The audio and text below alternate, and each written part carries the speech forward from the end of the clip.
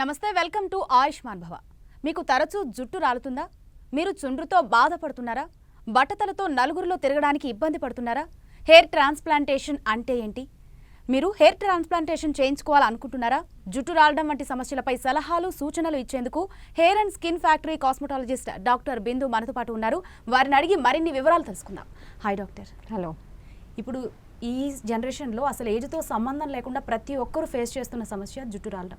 అసలు hair ఫాల్కి hair లాస్కి difference ఏంటంటారు? హెయిర్ ఫాల్ అనేది కామన్గా మనం అందరిలో చూస్తుంటాము. నార్మల్గా ఒక 50 to 100 హెయిర్ స్ట్రాండ్స్ ఫాల్ అవ్వడం అనేది కామన్, యూజువల్గా అందరికీ జరిగేది ప్రాసెస్లో. ఇది హెయిర్ ఫాల్ అయినప్పుడు మనకి మామూలుగా హెయిర్ రీగ్రోత్ కూడా కనిపిస్తుంది. సో హెయిర్ ఫాల్ నార్మల్గా 50 to 100 స్ట్రాండ్స్ అవుతున్నాయి అంటే మనం పెద్దగా కంగారు పడాల్సిన అవసరం ఏం లేదు. తర్వాత హెయిర్ రీగ్రోత్ కూడా ఉంటుంది. ఎక్కడైతే మనకి ఫాల్ అయిందో అదే ఫాలికల్స్ నుంచి, రూట్ సెల్స్ నుంచి మళ్ళీ హెయిర్ రీగ్రోత్ ఉంటుంది. కాబట్టి హెయిర్ ఫాల్ గురించి పెద్దగా మనం కంగారు పడాల్సిన అవసరం లేదు. బట్ హెయిర్ లాస్ అంటే ఏంటంటే లైక్ సమ్ అండర్లయింగ్ కాజ్ వల్ల ఎక్కడైతే హెయిర్ ఫాల్ అయిపోతుందో అక్కడ మళ్ళీ రీగ్రోత్ అనేది మనకు కనిపించదు. సో అలాంటి ప్లేసెస్లో ఏంటంటే కొంతమంది ప్యాచెస్ లాగా అవుతుంది, అది కొంతమందికి సమ్ జెనెటిక్ ఇష్యూస్ వల్ల అవుతుంది. సో అండర్లయింగ్ కాజ్ ఏంటి తెలుసుకొని దాని ట్రీట్మెంట్ చేశాకనే మళ్ళీ రీగ్రోత్ కనిపిస్తుంది. సో హెయిర్ లాస్లో మెయిన్గా ఏంటంటే మనకి అండర్లయింగ్ కాజ్ కంపల్సరీగా ఉంటుంది. అండర్లయింగ్ కాజ్కి మనకి ట్రీట్మెంట్ ఇస్తేనే మనకి హెయిర్ రీగ్రోత్ అనేది కనపడుతుంది. అలాగే డాండ్రఫ్ అనేది కూడా ఒక సమస్యగానే ఉంది ఇప్పుడు. సో ఈ డాండ్రఫ్ ఎందుకు వస్తుంది? దానివల్ల హెయిర్ ఫాల్ అనేది ఎంతవరకు ఉంటుందంటారు? చాలా మందికి ఆల్మోస్ట్ 50 to 60% ఆఫ్ ద పేషెంట్స్లో ఏముంటుందంటే హెయిర్ ఫాల్ ఉంది అంటే కామన్గా ఉండే కాజ్ వచ్చేసి డాండ్రఫ్ ఉంటుంది. So dandruff is like a fungal infection, so which will damage the roots. So roots అనేవి డ్యామేజ్ అయిపోవడం వల్ల రూట్స్ వీకెన్ అయిపోతాయి అండ్ యాజ్ ఎ రిజల్ట్ మనకి హెయిర్ ఫాల్ ఎక్కువ కనపడుతూ ఉంటుంది. సో నార్మల్గా మనం మోస్ట్ కామన్గా మనం డాండ్రఫ్ రీజన్స్ ఏంటి అంటే మోస్ట్లీ మనం చెప్పాల్సిన పొల్యూషన్ వల్ల ఉంటుంది. స్ట్రెస్ లెవెల్స్ ఎక్కువ ఉంటే కూడా డాండ్రఫ్ ఎక్కువ అవుతుంది. అండ్ మనం ఏంటంటే వాడే కెమికల్ షాంపూస్ కానీ అవి మనకి హెయిర్కి సరిగ్గా పడట్లేదు అంటే కూడా డాండ్రఫ్ ఫామ్ అవుతుంది. సో 2 types ఉంటాయి మామూలుగా డాండ్రఫ్లో కూడా. డ్రై డాండ్రఫ్ ఉంటుంది, వెట్ డాండ్రఫ్ ఉంటుంది. సో డ్రై డాండ్రఫ్ ఏంటంటే లైక్ నార్మల్గా మన డెడ్ స్కిన్ సెల్స్ ఏవైతే ఉంటాయో, డెడ్ స్కిన్ సెల్స్ ఏవైతే ఉంటాయో స్కాల్ప్ మీద, అవి చిన్న చిన్నగా వైట్గా ఫామ్ అయ్యి మనకి డాండ్రఫ్ లాగా హెయిర్ స్ట్రాండ్స్కి అతుక్కొని ఉంటాయి. సో నార్మల్గా డ్రై డాండ్రఫ్ ఏంటంటే మనం ఎక్కువ హాట్ వాటర్తో తలస్నానం చేస్తే కూడా డ్రై డాండ్రఫ్ ఫామ్ అయ్యే ఛాన్సెస్ ఎక్కువ ఉంటాయి. సో డ్రై డాండ్రఫ్ వచ్చేసి నార్మల్గా మనం మెడికేటెడ్ షాంపూస్తో కంట్రోల్ చేసేసుకోవచ్చు. వెట్ డాండ్రఫ్ ఉంటుంది వేర్ ఎక్కువ ఆయిలీ స్కాల్ప్స్ ఉన్నాయి. ఆయిలీ స్కాల్ప్స్లో మనకి ఏంటంటే ఆయిల్ సెక్రెషన్స్ చాలా ఎక్కువ ఉంటాయి. సో ఆయిల్ సెక్రెషన్స్ ఎక్కువ ఉన్నప్పుడు ఏంటంటే మనం ఏదైతే పొల్యూషన్ కానీ, డస్ట్ కానీ, లేకపోతే కెమికల్స్ కానీ అవంతా ఎక్కువ అయిపోయి ఉన్న పోర్స్ ఏవైతే ఉంటాయో వాటిని బ్లాక్ చేసేయడం వల్ల మనకి ఏంటంటే డాండ్రఫ్ పెద్ద పెద్దగా ఎల్లోగా ఫ్లేక్స్గా ఫామ్ అయ్యి ఉంటాయి. దానివల్ల ఏంటంటే ఇచ్చింగ్ కూడా ఉంటుంది స్కాల్ప్కి బాగా. సో మనకి డ్రై డాండ్రఫ్ అయినా వెట్ డాండ్రఫ్ అయినా ఏది ఉన్నా కూడా డాండ్రఫ్ కామన్గా డాండ్రఫ్ ఉంది అంటే మనకి హెయిర్ ఫాల్ చాలా ఎక్కువగా ఉంటుంది. సో ఫస్ట్ డాండ్రఫ్ కంట్రోల్ చేసుకుంటేనే హెయిర్ ఫాల్ ప్రివెన్షన్ అనేది మనకి చేసుకోవడానికి వీలవుతుంది. అలాగే చాలామంది డాండ్రఫ్ ఉంది అనగానే షాంపూ లేదా ఆయిల్ చేంజ్ చేస్తే సరిపోతుంది అనుకుంటుంటారు. ఎవరైనా చెప్పింది కూడా విని షాంపూని ఫ్రీక్వెంట్గా చేంజ్ చేయడం, ఆయిల్ని చేంజ్ చేయడం కూడా చేస్తూ ఉంటారు. సో దీనివల్ల హెయిర్ ఫాల్ అనేది ఎంతవరకు ఎఫెక్ట్ అవుతుంది? నార్మల్గా మనము ఏ ఆయిల్ చూసినా అంటే యాడ్స్లో చూసినా లేకపోతే అలా ఎలా ఎవరైనా చెప్పారనైనా ఆయిల్ షాంపూస్ ఫ్రీక్వెంట్గా మారుస్తూ ఉంటారు. లైక్ సపోజ్ హెయిర్ ఫాల్కి అనుకుంటే ఒక ఆయిల్ కానీ షాంపూ కానీ స్టార్ట్ చేస్తారు. 5-10 days వాడి లేదు పని చేయట్లేదు అని మళ్ళీ స్విచ్ ఆన్ చేయడం, మళ్ళీ స్విచ్ చేయడం, అట్లా ఫ్రీక్వెంట్గా స్విచ్ చేయడం వల్ల కూడా ఏంటంటే మన హెయిర్కి కూడా ఏదైనా ప్రోడక్ట్ మనం ఇంట్రడ్యూస్ చేసామంటే అట్లీస్ట్ ఫర్ 20 to 30 days దాన్ని మనం అలవాటు అవ్వనివ్వాలి హెయిర్కి. దెన్ ఓన్లీ రిజల్ట్ అనేది కనిపిస్తుంది మనకి ఏదో ఒకటి. అలా కాకుండా 10 daysకి ఒకసారి మారుస్తూ ఉంటే హెయిర్కి ఏది అడాప్ట్ అవ్వదు. అట్లా అని ఏది ఇప్పుడు మనకి ఏదైనా యాక్షన్ మనకి ఏమైనా కనిపించాలి అంటే కనీసం కొంచెం ఒక 20 days or 30 days అని కరెక్ట్గా వాడితే మనకి ఏదైనా యాక్షన్ కనిపిస్తుంది. ఫ్రీక్వెంట్గా మారుస్తూ ఉన్నామంటే మనకి ఏమీ యాక్షన్ కనిపించదు. దానివల్ల ఇంకా హెయిర్ డ్యామేజ్ అయ్యే ఛాన్సెస్ చాలా ఎక్కువ ఉంటాయి. సో ఏదైనా ప్రోడక్ట్ తీసుకున్నప్పుడు దాంట్లో కెమికల్స్ చాలా తక్కువగా ఉండేలా చూసుకొని తీసుకోవాలి. అండ్ అట్లీస్ట్ ఒక 20 days to 30 days అన్న వాడిన తర్వాత రిజల్ట్ గురించి చూడాలి. అంతేగాని 10 daysకి ఒకసారి మారుస్తూ ఉంటే మనకి హెయిర్ ఇంకా డ్యామేజ్ ఎక్కువ అవుతుంది తప్ప ప్రాబ్లం అనేది సాల్వ్ అవ్వదు. అలాగే హెయిర్ గ్రోత్ విషయానికి వస్తే హెయిర్ గ్రోత్లో అసలు ఏ స్టేజెస్ ఉంటాయి? హెయిర్ గ్రోత్ వచ్చేసి నార్మల్గా మనకి 4 stages ఉంటాయి. ఫస్ట్ వచ్చేసి అనాజిన్ స్టేజ్ అంటాము, తర్వాత కెటాజిన్ స్టేజ్, నెక్స్ట్ టీలోజన్, తర్వాత ఎక్సోజన్. సో అనాజిన్ స్టేజ్ వచ్చేసి లాంగెస్ట్ స్టేజ్ అనమాట. అది లైక్ సమ్ 6 to 12 years వరకు మనకి స్టేజ్ ఎగ్జిస్ట్ అవుతుంది. ఇందులో ఏమవుతుందంటే రూట్ సెల్స్ ఏవైతే ఉంటాయో మన హెయిర్ ఫాలికల్ రూట్ సెల్స్ అవి మల్టిప్లై అయ్యి మన హెయిర్ స్ట్రాండ్ అనేది లాంగ్ లెంతెన్ అవుతుంది. సో జుట్టు పెరగడంలో మనకి ఈ స్టేజ్లో మనకి జుట్టు అనేది బాగా పెరుగుతుంది అనమాట. సో మోస్ట్లీ మన హెయిర్ ఏదైతే ఇప్పుడు మన తలపైన ఉన్న హెయిర్ ఏదైతే ఉందో మోస్ట్లీ అనాజిన్ స్టేజ్లో ఉన్న హెయిరే ఉంటుంది. సో కెటాజిన్ స్టేజ్కి వచ్చేసరికి ఏంటంటే మన హెయిర్ ఫాలికల్ ఏదైతే ఉందో మనకి బ్లడ్ వెజల్స్ నుంచి సప్లై తీసుకుంటుంది కదా, అది డిటాచ్ అవుతుంది అండ్ ఏమంటే ఫాలికల్ స్ట్రింక్ అని అవుతాయి ఇక్కడ. సో ఈ stage just only for a short period వరకే ఉంటుంది, like suppose for a couple of months, like 7 to 8 months. తర్వాత ఫేజ్ వచ్చేసి టిలోజన్ ఫేజ్ అంటాము. ఈ ఫేజ్లో ఏంటంటే మన హెయిర్ దీన్ని రెస్టింగ్ ఫేజ్ అని కూడా అంటాము. ఇక్కడ మన హెయిర్ స్టాండ్ ఏదైతే ష్రింకన్ అయిపోయి ఉందో already follicle, it will be ready to fall అనమాట. సో ఈ స్టేజ్లో రెస్టింగ్ ఫేజ్ అంటాము. ఎటువంటి యాక్షన్ కూడా మన హెయిర్ స్టాండ్ ఈ ఫేజ్లో ఏమీ అండర్గో అవ్వదు. సో ఎక్సోజన్ ఫేజ్ అంటాము. దాన్ని ఏంటంటే దాంట్లో హెయిర్ ఊడిపోతుంది. మనకి హెయిర్ ఊడిపోయిన తర్వాత మళ్ళీ ఇమీడియట్గా అనాజిన్ ఫేజ్లోకి వెళ్తుంది. బికాస్ ఫాలికల్ ఏదైతే ఉందో మళ్ళీ అది starts multiplying, root cells multiply అయ్యి మళ్ళీ అనాజిన్ స్టేజ్లోకి వచ్చి మళ్ళీ రీగ్రోత్ అనేది స్టార్ట్ అవుతుంది. సో హెయిర్ గ్రోత్ ఏంటంటే ఒక సైకిల్ లాగా always it will keep on rotating. Like anagen stage వచ్చినాక మళ్ళీ కెటాజిన్ స్టేజ్, టిలోజన్ స్టేజ్, ఎక్సోజిన్, మళ్ళీ అనాజిన్ స్టేజ్కి వస్తుంది. సో ఆల్మోస్ట్ మన తలపైన ఉన్న హెయిర్ ఏదైతే ఉందో మోస్ట్ ప్రాబబ్లీ అనాజిన్ స్టేజ్లోనే ఉంటుంది. సో ఒకవేళ మనకి హెయిర్ ఫాల్ అవుతుంది అంటే అది ఎక్సోజిన్ స్టేజ్లోకి వెళ్ళిన తర్వాతే ఆ హెయిర్ ఏదైతే ఊడిపోతుందో అది ఎక్సోజిన్ స్టేజ్లో ఉన్నట్టు. సో మనకి మామూలుగా 6 to 12 years అనేది మనకి అనాజిన్ ఫేజ్ ఉంటుంది. సో అనాజిన్ ఫేజ్లో ఉన్న హెయిర్ ఏంటంటే ఎంతవరకు మనకి లెంతెన్ అవుతుంది హెయిర్, జుట్టు పెరగడం కానీ, తర్వాత మనకి సెల్స్ లోపల మల్టిప్లై అవ్వడం కానీ, రీగ్రోత్ మనకి కనిపించాలి అంటే మనకి అనాజిన్ ఫేజ్లోనే కనిపిస్తుంది. ఓకే, ఈ 4 స్టేజెస్లో డాక్టర్ ఎక్కువగా ఏ స్టేజ్లో హెయిర్ గ్రోత్ అనేది బాగా ఎక్కువగా ఉంటుందంటారు? ఎక్కువ గ్రోత్ అనేది మనకి అనాజిన్ ఫేజ్లోనే కనిపిస్తుంది, ఎందుకంటే active phase of the hair growths ఇది. సో యాక్టివ్ ఫేజ్ అనేది అనాజిన్ స్టేజే ఉంటుంది. ఎందుకంటే మనకి ఆల్మోస్ట్ లైక్ కొంతమందిలో అయితే ఇంకా ఎక్కువ సంవత్సరాలు కూడా మనకి హెయిర్ అలాగే ఉండడం చూస్తాము. సో ఇందులో ఏమవుతుందంటే మన బ్లడ్ వెజల్స్ కనెక్ట్ అయిన ఫాలికల్ ఏదైతే ఉందో హెయిర్ ఫాలికల్ కావాల్సిన న్యూట్రియంట్స్ని, బ్లడ్ సప్లైని మొత్తం తీసుకొని మనకి ఎంతైతే స్ట్రెంగ్త్ ఇవ్వాలి హెయిర్ స్ట్రాండ్స్కి అదంతా స్ట్రెంగ్త్ ఇవ్వడం జరుగుతుంది. కాబట్టి మోస్ట్గా మన హెయిర్ గ్రోత్ అనేది మనకి అనాజిన్ ఫేజ్లోనే కనపడుతుంది. అలాగే కొంతమంది ఏంటంటే మేము ప్రాపర్ ఫుడ్ తీసుకుంటున్నాము, ప్రాపర్ మెడికేషన్స్ తీసుకుంటున్నాము, అయినా కూడా హెయిర్ ఫాల్ అనేది ఉంది అనేసి సఫర్ అవుతూ ఉంటారు. సో జెనెటికల్గా కూడా ఈ ఎఫెక్ట్ అనేది ఉంటుందంటారా? డయట్ అండ్ న్యూట్రిషన్ వచ్చేసి డెఫినెట్గా మేజర్ ఫ్యాక్టర్ ప్లే చేస్తుంది హెయిర్ గ్రోత్లో కానీ, లేదంటే హెయిర్ ఫాల్ అవుతుంటే కూడా. బట్ జెనెటిక్ ఇష్యూస్ కూడా డెఫినెట్గా 90% మనకి మేజర్ ఫ్యాక్టర్ ప్లే చేస్తాయి. స్పెషలీ మనకి జెనెటిక్ ఇష్యూ అనేది మేల్స్లో ఎక్కువ కనపడుతుంది. సో మేల్స్లో ఏంటంటే జెనెటిక్ ఇష్యూస్ వల్ల ఆల్మోస్ట్ లైక్ బట్టతల స్టేజ్ వరకు వెళ్ళిపోతుంది.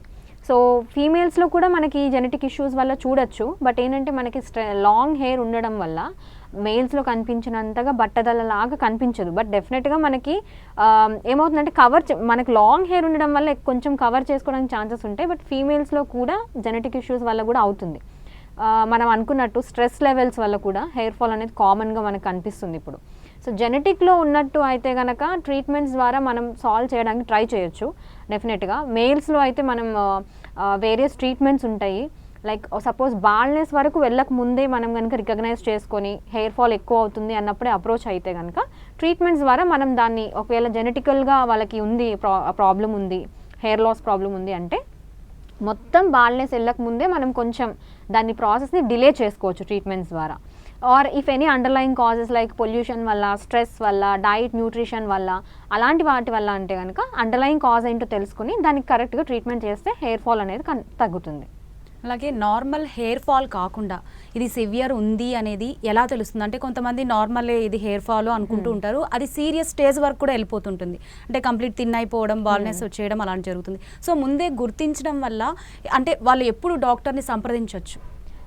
నార్మల్గా అయితే ఇందాక చెప్పినట్టు 50 to 100 స్ట్రాండ్స్ అనేది నార్మల్గా మనకి హెయిర్ ఫాల్ అవుతుంది. నార్మల్ అది, దాని గురించి కంగారు పడి డాక్టర్ని కన్సల్ట్ చేయాల్సినంత ఇంపార్టెన్స్ ఏమి ఉండదు. Like 50 to 100 is like usual. ఒకవేళ అంతకంటే ఎక్కువ రాలిపోతున్నాయి అండ్ ఫ్రీక్వెంట్గా మనం అబ్జర్వ్ చేసుకుంటే లైక్ ఎవ్రీ టైం చాలామంది కంప్లైంట్ చేస్తే తలస్నానం చేసినప్పుడల్లా రాలుతున్నాయి, ఆయిల్ పెట్టినప్పుడల్లా రాలుతుంది. సో ఆయిల్ పెట్టినప్పుడు రాలుతుంది, బట్ జస్ట్ ఒక 50 స్ట్రాండ్స్ అట్లా అంటే అది కామన్, దానిలో కంగారు పడాల్సింది ఏం లేదు.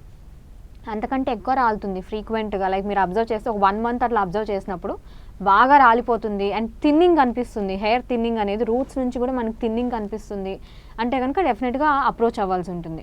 మొత్తం అంటే మేల్స్లో చూస్తే మనకి హెయిర్ లాస్, హెయిర్ ఫాల్ అనేది ఫస్ట్ ఫోర్ హెడ్ నుంచే స్టార్ట్ అవుతుంది hair line, front hair line నుంచే స్టార్ట్ అవుతుంది.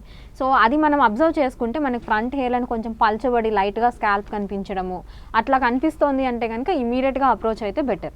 ఎందుకంటే మనం ఆ స్టేజ్లో ఉన్నప్పుడైతే ట్రీట్మెంట్స్తో కొంతవరకు మనం ప్రాబ్లమ్ని సాల్వ్ చేసుకోవచ్చు. ఒకవేళ మరీ బాల్నెస్ వరకు వెళ్ళిపోతుంది అంటే మళ్ళీ ట్రీట్మెంట్స్ చేస్తే కూడా ఆ స్టేజ్కి వెళ్ళాక మనకి అంత యూజ్ ఉండదు. సో మనకి ఎప్పుడైతే కొంచెం హెయిర్ థిన్నింగ్ కనిపిస్తుంది లేదా స్కాల్ప్ విజిబిలిటీ అనేది మనకు కనిపిస్తుంది అని మనకు అనిపించినప్పుడు ఇమీడియట్గా అప్రోచ్ అయితే బాగుంటుంది. అలాగే డాక్టర్, మీ దగ్గరకు ఒక పేషెంట్ వచ్చినప్పుడు ఇప్పుడు హెయిర్ ఫాల్తో వచ్చారు, వచ్చిన తర్వాత ఆ రూట్ కాజ్ అనేది అంటే వాళ్ళకి ఎందుకు హెయిర్ ఫాల్ అవుతుంది, ఏ స్టేజ్లో ఉన్నారు అనేది ఎలా డయాగ్నోస్ చేస్తారు, అలాగే ట్రాన్స్ప్లాంటేషన్ అనేది ఎప్పుడు సజెస్ట్ చేస్తారు మీరు? మన దగ్గరికి వచ్చే పేషెంట్స్కి ఫస్ట్ హెయిర్ అనాలిసిస్ టెస్ట్ చేస్తాము. లైక్ మైక్రోస్కోపికలీ రూట్స్ని అబ్జర్వ్ చేయడము, లైక్ స్కాల్ప్ కండిషన్ ఎలా ఉంది, స్కాల్ప్ స్కిన్ ఏ స్టేజ్లో ఉంది, ఎలా ఉంది, ఆయిలీయా లేకపోతే డ్రై స్కిన్నా, లేదంటే ఆయిల్ సెక్రిషన్స్ ఎట్లా ఉన్నాయి, డాండ్రఫ్ ఉందా, ఇలాంటివన్నీ అనాలిసిస్ టెస్ట్లో అనేది అర్థమైపోతుంది. సో మోస్ట్లీ మనకి అండర్లైన్ కాజ్ కూడా అక్కడే అర్థమైపోతుంది. లైక్ డాండ్రఫ్ ఉందా, లేకపోతే డ్రై స్కిన్ వల్ల ప్రాబ్లం అవుతుందా, లేకపోతే ఏంటి అనేది మనకి ఆ టెస్ట్లో అర్థమైపోతుంది. కాబట్టి ఆ అండర్లైన్ కాజ్ బట్టి మనం ట్రీట్మెంట్ అనేది సజెస్ట్ చేస్తాము. సో నార్మల్గా హెయిర్ ఫాల్ అవుతుంది అంటే కనుక మన దగ్గర ట్రీట్మెంట్స్ అవైలబుల్లో ఉన్నాయి. పిఆర్పి ట్రీట్మెంట్స్ అని ఇస్తాము, లేదా ప్లేట్లెట్ రిచ్ ప్లాస్మా అంటాం దాన్ని. సో ఈ ట్రీట్మెంట్లో ఏంటంటే మనకి మోస్ట్లీ ప్లాస్మాని ఇంజెక్ట్ చేయడం జరుగుతుంది స్కాల్ప్లో. సో అవి లోపల గ్రోత్ ఫ్యాక్టర్స్ని సెక్రెట్ చేసి ఏవైతే రూట్స్ మనకి వీక్ అయిపోయాయో వాటిని స్ట్రెంథన్ అప్ చేయడము, రీగ్రోత్ ప్రాసెస్లో వాటిని హెల్ప్ చేయడం జరుగుతుంది. సో మనం పిఆర్పి ట్రీట్మెంట్స్ తీసుకున్నప్పుడు ఏమవుతుందంటే హెయిర్ ఫాల్ని కంప్లీట్గా మనం ఆపేసేయచ్చు, అలాగే హెయిర్ హెల్దీగా అవుతుంది. సపోజ్ మనకి హెయిర్ ఫాల్ స్టేజ్ నుంచి ఇప్పుడు లైక్ బాల్నెస్ ఆల్మోస్ట్ స్కాల్ప్ కనిపిస్తోంది అంటే కనుక, ఆ స్కాల్ప్ కనిపిస్తోంది అంటే కనుక అక్కడ మనకి రీగ్రోత్ లేనట్టే హెయిర్కి. సో అలాంటి స్టేజ్లో ఉన్నప్పుడు ఏంటంటే హెయిర్ ట్రాన్స్ప్లాంటేషన్ని మనం సజెస్ట్ చేస్తాము. లైక్ యూజువల్గా 1 to 7 గ్రేడ్స్ ఉంటే బాల్నెస్కి 1 to 3 గ్రేడ్స్ వరకు మనం హెయిర్ ఫాల్ అయినప్పుడు నార్మల్ పిఆర్పి ట్రీట్మెంట్స్తో క్యూర్ చేయడానికి ఆల్మోస్ట్ ట్రై చేస్తాము. అండ్ డెఫినెట్గా మంచి రిజల్ట్ కూడా ఉంటుంది. లైక్ ఆఫ్టర్వర్డ్స్ లైక్ అంటే 3 గ్రేడ్స్ తర్వాత లైక్ 4th గ్రేడ్ నుంచి 7th గ్రేడ్ వరకు అయితే కనుక we have to suggest the hair transplantation. Okay, ఒకరికి హెయిర్ ట్రాన్స్ప్లాంటేషన్ సజెస్ట్ చేసిన తర్వాత వాళ్ళు అంటే వాళ్ళకి ఏం చెప్తారు, ఆ ప్రాసెస్ అనేది ఏ విధంగా ఉంటుంది? హెయిర్ ట్రాన్స్ప్లాంటేషన్ ప్రాసెస్కి ముందు వాళ్ళకి నార్మల్గా వాళ్ళకి తీసుకోవాల్సిన జాగ్రత్తలు కానీ లేదంటే వాళ్ళ అండర్గో అవ్వాల్సిన కొన్ని మెయిన్ బ్లడ్ టెస్ట్లు ఉంటాయి. సో నార్మల్ హెల్త్ ఇష్యూస్ ఏమైనా ఉన్నాయా లేదా ఫస్ట్ తెలుసుకుంటాము. Like any health issues like డయాబెటికా, బ్లడ్ ప్రెషర్ ఉందా, లేదా థైరాయిడ్ పేషెంటా, like all whatever complete blood picture అనేది తీసుకోవడం జరుగుతుంది. దాంతోపాటు వాళ్ళ డయట్ ఎట్లా ఉంది అనేది కూడా చూస్తాము. ఒకవేళ they are not in proper diet అనేది సజెస్ట్ చేయడం జరుగుతుంది సర్జరీకి, ఒక హెయిర్ ట్రాన్స్ప్లాంటేషన్కి ఒక 1 week ముందు నుంచే. తర్వాత హెయిర్ ట్రాన్స్ప్లాంటేషన్ ప్రాసెస్లో కూడా కంప్లీట్లీ పెయిన్లెస్ ప్రాసెస్ ఉంటుంది. ఇది జస్ట్ మనం ఒక చిన్న లోకల్ ఎనెస్థీషియా మాత్రమే ఇస్తాము, అది కూడా సూపర్ఫిషియల్ స్కిన్కి మాత్రమే. సో నమ్నెస్ మాత్రమే క్రియేట్ చేస్తాము. పెయిన్ ఏదైతే కొంచెం పెయిన్ ఏదో ఉంటుందో అది తెలియకుండా నమ్నెస్ క్రియేట్ చేస్తాం. సో కంప్లీట్గా వాళ్ళు కాన్షియస్లో ఉన్నప్పుడే జరుగుతుంది ప్రాసెస్. అండ్ ఒకటే రోజు ప్రాసెస్ కాబట్టి వాళ్ళ ఇంటికి కూడా వెళ్ళిపోవచ్చు. తర్వాత కూడా వాళ్ళకి ఎటువంటి డయట్ ఫాలో అవ్వాలి, ఎలాంటి మెడికేషన్స్ తీసుకోవాలి, ఎలాంటి ప్రికాషన్స్ తీసుకోవాలి ట్రాన్స్ప్లాంట్ చేసిన ఏరియాలో అనేది మొత్తం సజెస్ట్ చేసి వాళ్ళకి చెప్పడం జరుగుతుంది. అండ్ వాళ్ళు సర్జరీ అయిన తర్వాత నుంచి ఒక 3 to 4 months వరకు మనకు కంప్లీట్గా ఫాలో అప్ సెషన్స్లోనే ఉండాలి. Every month like almost like 20 to 25 daysకి ఒకసారి మెయింటెనెన్స్ ట్రీట్మెంట్ అనేది ఇవ్వడం జరుగుతుంది. Like if any roots are weak or ఏదైనా ప్రాబ్లం ఫేస్ అవుతుంది, ఏమైనా రూట్స్ గ్రోత్లో ఏమైనా ప్రాబ్లం ఉంది అంటే అవి కరెక్ట్ చేయడం కోసం ఈ మెయింటెనెన్స్ ట్రీట్మెంట్స్ అనేవి హెల్ప్ అవుతాయి. సో రిజల్ట్ రావడానికి మినిమం వచ్చేసి 3 to 6 months అనేది పడుతుంది మనకి విజిబుల్గా గ్రోత్ కనిపించడానికి. సో ఆ గ్రోత్ కనిపించే వరకు వాళ్ళు మన మెయింటెనెన్స్ ట్రీట్మెంట్స్లోనే ఉంటారు కాబట్టి ప్రాబ్లం ఏమి ఉండదు. ఓకే, అలాగే మనం ఏజ్ గురించి తీసుకుంటే ఏజ్ లిమిట్ ఏంటి, ట్రాన్స్ప్లాంట్ చేసుకోవడానికి ఏ ఏజ్ నుంచి ఎలిజిబుల్ అంటారు? ఏజ్ లిమిట్ వచ్చేసి మనము ఎక్కువ మనకి ఇప్పుడైతే ఏజ్ లిమిట్ అనేది మనం almost like teenage like 18 years నుంచి almost old age 60 to 65 years వరకు ట్రాన్స్ప్లాంటేషన్ చేస్తున్నాము. మనకి ఏజ్ లిమిట్ అనేది పెద్దగా కన్సిడరేషన్ ఏమి ఉండదు, except we have to consider the underlying medical issues ఏమైనా ఉంటే వాటి బట్టి మనం హెయిర్ ట్రాన్స్ప్లాంట్ ప్రాసెస్ తీసుకోవాలా వద్దా అనేది సజెస్ట్ చేస్తాము. లైక్ అండర్లయింగ్ ఇష్యూస్ అంటే మనం మోస్ట్లీ కామన్గా ఇందాక చెప్పినట్టు డయాబెటిక్ పేషెంట్స్ కానీ, బ్లడ్ ప్రెషర్ ఉన్న పేషెంట్స్ కానీ, థైరాయిడ్ పేషెంట్స్ కానీ, లేదంటే ఎవరైనా హార్ట్ పేషెంట్స్ ఉన్నారా, లేకపోతే ఎవరైనా ఎపిలెప్టిక్ పేషెంట్స్ ఉన్నారా. సో ఇటువంటి అండర్లైన్ కాజెస్ అన్ని చూడాల్సి ఉంటుంది. If they're completely in fine health, like అన్ని నార్మల్ వాల్యూస్లో ఉన్నాయి, కంప్లీట్లీ హెల్తీగా ఉన్నారు అంటే కనుక మనం సర్టెన్ ప్రికాషన్స్ తీసుకొని ఏవైతే మెడికేషన్స్ వాళ్ళు ఆల్రెడీ యూజ్ చేస్తూ ఉంటారు కదా కొన్ని మెడికల్ ఇష్యూస్లో, సో వాటిని కన్సిడర్ చేసుకొని ప్రికాషన్స్ తీసుకొని వాళ్ళు కంప్లీట్లీ హెల్తీగా ఉన్నారు అంటే డెఫినెట్గా చేసుకోవచ్చు, ప్రాబ్లం ఏం లేదు. అండ్ మోస్ట్ ఇంపార్టెంట్ థింగ్ ఏంటంటే పేషెంట్ యొక్క డోనర్ ఏరియా అంటాము. అంటే ఎక్కడి నుంచి అయితే హెయిర్ ట్రాన్స్ప్లాంట్ చేయడానికి రూట్స్ తీసుకుంటాం, హెయిర్ రూట్స్, అది మోస్ట్లీ మన back side of the scalp నుంచి తీసుకోవడం జరుగుతుంది. సో ఆ ఏరియా అనేది హెల్తీగా ఉందా, సపోర్టివ్గా ఉందా లేదా అనేది మెయిన్ ఇంపార్టెంట్ ఫ్యాక్టర్ ఉంటుంది. సో ఆ డోనర్ ఏరియా కనుక సపోర్టివ్ ఉంది అంటే కనుక మనం ఏజ్ లిమిట్ అంతగా పట్టించుకోవాల్సిన అవసరం లేదు. సపోజ్ ఇఫ్ యంగ్ పేషెంట్ కూడా వచ్చి వెనకాల డోనర్ ఏరియా కరెక్ట్గా లేదు అంటే కనుక మనం ట్రాన్స్ప్లాంటేషన్ ప్రాసెస్కి వెళ్ళడం అనేది పాసిబుల్ ఉండదు. సో ఈవెన్ 60 ఇయర్స్ ఏజ్ ఉన్న పేషెంట్ కూడా వచ్చి వెనకాల డోనర్ ఏరియా బాగుంది, సపోర్టివ్గా ఉంది అంటే డెఫినెట్గా మనం ట్రాన్స్ప్లాంటేషన్కి వెళ్ళొచ్చు. సో మోస్ట్ ఇంపార్టెంట్గా వాళ్ళ హెల్త్ కండిషన్స్ అండ్ వెనకాల డోనర్ ఏరియా సపోర్టివ్ ఉందా లేదా అనేది చూసుకోవాలి. అలాగే ఎఫ్యూటీ అలాగే ఎఫ్యూఈ అంటారు, వాటి మధ్య డిఫరెన్స్ ఏంటి? మనకి ఇప్పుడు అవైలబుల్లో ఉన్న ప్రాసెస్ హెయిర్ ట్రాన్స్ప్లాంటేషన్ ప్రాసెస్లో ఎఫ్యూటీ ప్రాసెస్ ఒకటి, ఎఫ్యూఈ ఒకటి. సో ఎఫ్యూటీ ప్రాసెస్ అంటే ఏంటంటే ఫాలికల్ యూనిట్ ట్రాన్స్ప్లాంటేషన్ అంటాము. ఇందులో ఏంటంటే ఒక లేయర్ ఆఫ్ స్కిన్ తీసుకొని దాన్ని కట్ చేసి చిన్న చిన్న పీసెస్గా కట్ చేసుకున్న తర్వాత దాన్ని ట్రాన్స్ప్లాంటేషన్ చేసేవాళ్ళు. సో దీంట్లో మెయిన్ డిసడ్వాంటేజ్ ఏముంటుందంటే మనం ఒక లేయర్ ఆఫ్ స్కిన్ తీస్తాం కాబట్టి స్టిచెస్ అనేవి వేసేవాళ్ళము. Stitches days go on scars లాగా ఫామ్ అవుతాయి అవి. సో ఆ స్కార్స్ పైన like 1 centimetre above and below hair growth అనేది కనిపించదు. యాజ్ అ రిజల్ట్ ఏమవుతుందంటే మనకి ఆ డిమార్కేషన్ అనేది ఈవెన్ ఆఫ్టర్వర్డ్స్ కూడా మనకు కనిపిస్తూనే ఉంటుంది. సో ఇది మెయిన్ డిసడ్వాంటేజ్ ఉంటుంది ఎఫ్యూటీ ప్రాసెస్లో. సపోజ్ ఎఫ్యూఈ అంటే ఫాలికల్ యూనిట్ ఎక్స్ట్రాక్షన్ అంటాము. దీంట్లో ఏంటంటే జస్ట్ రూట్స్ ఎక్స్ట్రాక్ట్ చేసుకొని ఎక్కడైతే లేవో అక్కడ ఇంప్లాంట్ చేస్తాము. సో దీంట్లో మనకి బ్లడ్ లాస్ ఎక్కువ ఉండదు అండ్ ఆల్సో స్టిచెస్ కానీ స్కార్స్ కానీ అలా ఏమీ ఉండదు. సో మనకి మామూలుగా నార్మల్గా న్యాచురల్ జుట్టు పెరిగాక నార్మల్గా కనిపిస్తుంది. ట్రాన్స్ప్లాంటేషన్ చేయించుకున్నట్టు డిమార్కేషన్ కూడా ఏమీ కనిపించదు. సో మనం ఇప్పుడు ప్రెజెంట్ మనం సజెస్ట్ చేసేది కానీ మన దగ్గర జరుగుతున్న ప్రాసెస్ కానీ ఎఫ్యూఈ ప్రాసెస్సే. కంప్లీట్గా సైడ్ ఎఫెక్ట్స్ కూడా ఏమీ ఉండవు, safe procedure and painless procedure. Okay doctor, ఈ అలోపీషియా అంటే ఏంటి, టైప్స్ ఏంటి ఇందులో? అలోపీషియా అనేది మేల్ ప్యాటర్న్ బాల్నెస్ అంటాము. మనం మగవాళ్ళలో మేల్స్లో ఎక్కువ చూసే ప్యాటర్న్ ఆఫ్ బాల్నెస్ ఇది. బట్టతల ఉండడానికి మెయిన్ కారణం ఇదే ఉంటుంది అలోపీషియా. మోస్ట్ కామన్గా వచ్చేసి జెనెటిక్సే కారణం ఉంటుంది. జీన్స్ వల్ల వాళ్ళ ఫాదర్స్ ఫ్యామిలీలో ఎవరికైనా ఉంటే ఆ జీన్స్ కంటిన్యూషన్ వల్ల మోస్ట్లీ అలోపీషియా ప్రాబ్లం అనేది మనం చూస్తాము. సో అలోపీషియా వచ్చేసి ఆండ్రోజెనిక్ అలోపీషియా అంటాము, which is most commonly like 90% మనం చూసేది మేల్స్లోనే చూస్తాం. వేర్ మన హెయిర్ లైన్ నుంచి ప్రాబ్లం అనేది స్టార్ట్ అవ్వి టెంపుల్ రీజియన్స్, తర్వాత మన 1/3 ఆఫ్ ద హెడ్, తర్వాత క్రౌన్ ఏరియా అలా వెనక్కి రిసైడ్ అవుతూ ఉంటుంది. సో ఈ ఆండ్రోజెనిక్ అలోపీషియాకి మనం ఇచ్చే మోస్ట్ కామన్ ట్రీట్మెంట్ అంటే హెయిర్ ట్రాన్స్ప్లాంటేషన్ చేయించుకుంటే ప్రాబ్లం సెట్ అవుతుంది.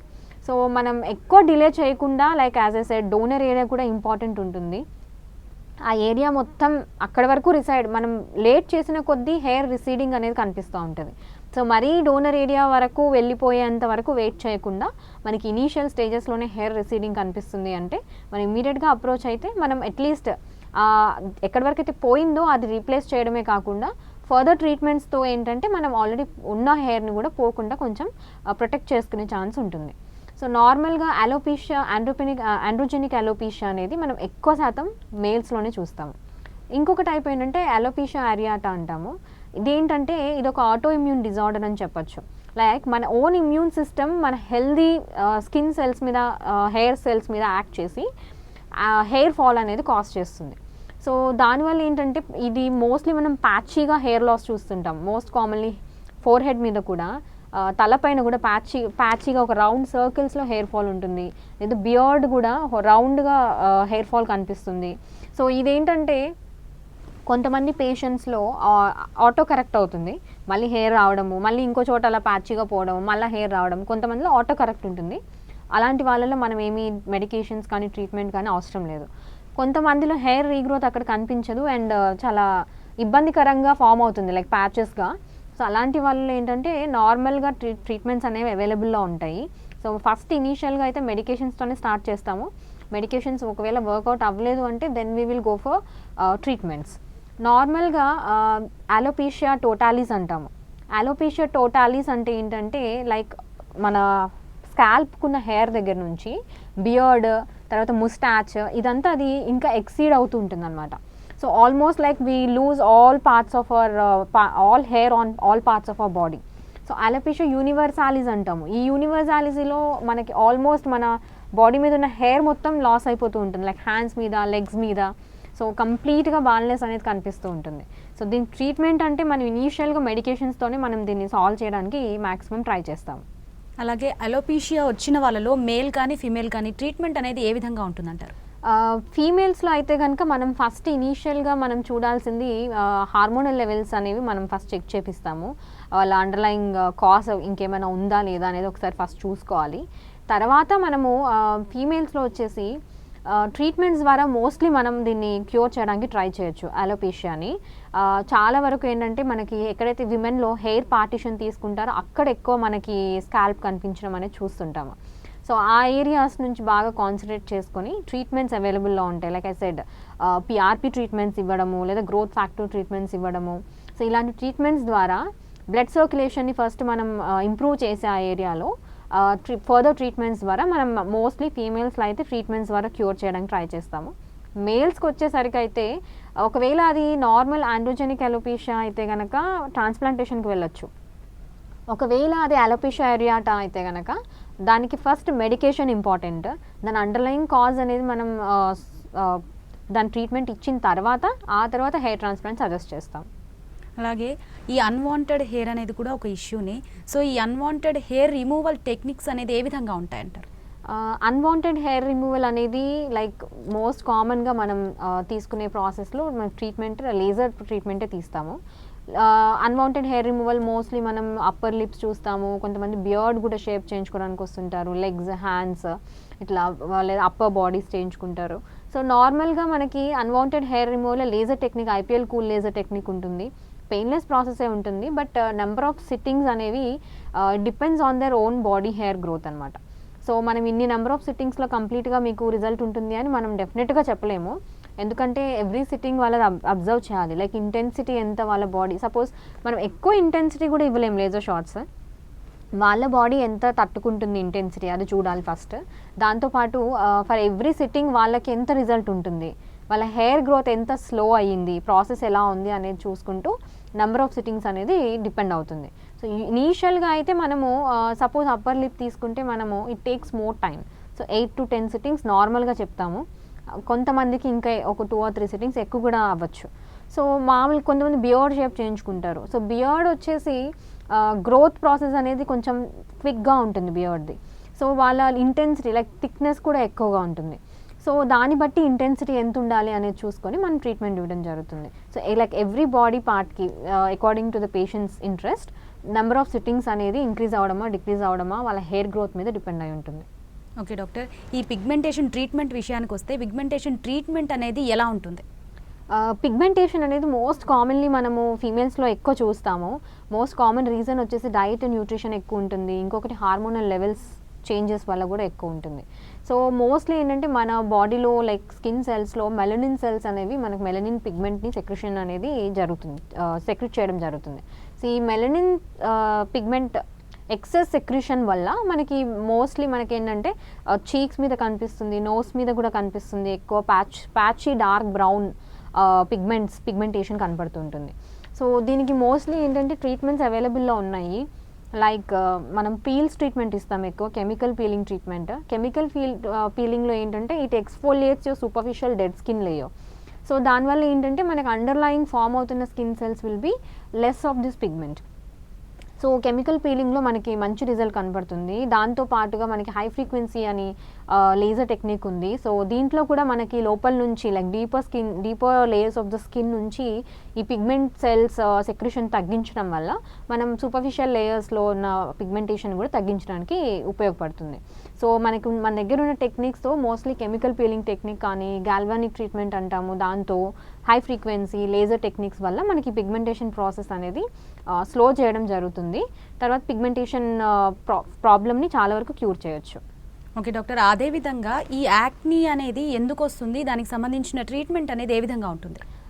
యాక్నీ ప్రాబ్లం అనేది మనం మోస్ట్ కామన్లీ ఆయిలీ స్కిన్ పీపుల్లో ఎక్కువ చూస్తాము. ఎందుకంటే ఆయిలీ స్కిన్ ఉన్న వాళ్ళకి ఏంటంటే మోస్ట్ కామన్లీ స్కిన్ లోపల స్కిన్ లేయర్స్లో బాగా ఆయిల్ సెక్రిషన్స్ ఎక్కువ అవ్వడం వల్ల మనకి ఉన్న పోర్స్ని మనకి బ్లాక్ చేయడం జరుగుతుంది. సో ఆ బ్లాక్ చేసిన పోర్స్లో మొత్తం డెడ్ స్కిన్ సెల్స్ ఫామ్ అయ్యి తర్వాత బ్యాక్టీరియా ఫామ్ అయ్యి అదంతా పస్ లాగా ఫామ్ అయ్యి సో మనకి యాక్నీ అనేది ఫామ్ అవుతుంది.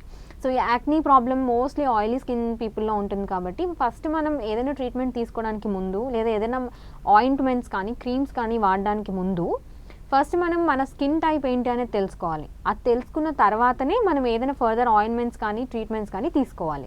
సో అకార్డింగ్లీ ఫస్ట్ మనకి ఏమైనా ప్రాబ్లం ఉంది అంటే కనుక suppose if it is happening in టీనేజ్లో ఉన్నప్పుడు అవుతుంది అంటే కనుక హార్మోనల్ చెకప్ ఒకసారి చేయించుకోవాల్సి ఉంటుంది. దానికి తగ్గట్టుగా ట్రీట్మెంట్స్ కానీ ఆయింట్మెంట్స్ కానీ సజెస్ట్ చేయడం ఉంటుంది. లేదు ఇది లైక్ ఇన్ ద యంగ్ ఏజ్లో జరుగుతుంది, లైక్ ఇన్ 20s or 30sలో జరుగుతుంది అంటే కనుక మనం చూసుకొని దానికి తగ్గ ట్రీట్మెంట్ ఒకసారి డాక్టర్ని అప్రోచ్ అయితే దాని అండర్లైన్ కాజ్ ఏంటి చూసి దానికి అకార్డింగ్లీ మనం ట్రీట్మెంట్స్ కానీ మెడికేషన్ కానీ ఇవ్వడం జరుగుతుంది. ఓకే డాక్టర్, హెయిర్ అండ్ స్కిన్కి సంబంధించి చాలా చక్కని పరిష్కార మార్గాలు చూపించారు. Thank you so much. Thank you. చూసారు కదా, ఇది ఇవాల్టి ఆయుష్మాన్ భవ. చూస్తూనే ఉండండి 10 TV.